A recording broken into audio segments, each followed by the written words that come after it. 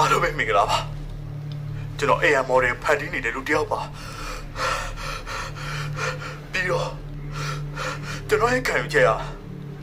အမြင့်ဆုံးတောင်လေးဖို့ရောက်ဖို့ဆိုရင်ကားနဲ့ပဲတက်တယ်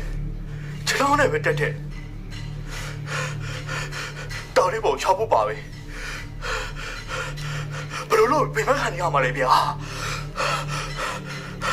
ဒါပေမဲ့ကျွန်တော်အခုမှတခုလိုလိုက်မိပြီဗျာ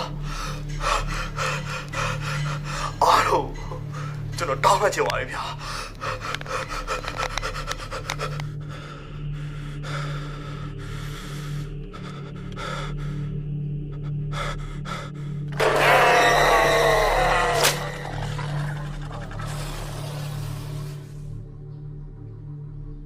ပါလေ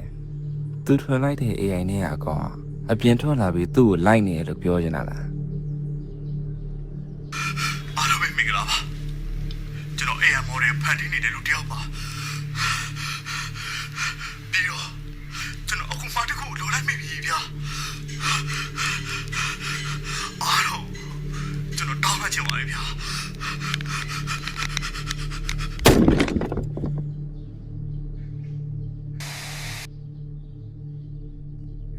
ငါ့ကို USB တစ်ခုနဲ့လာစားနေရခွာ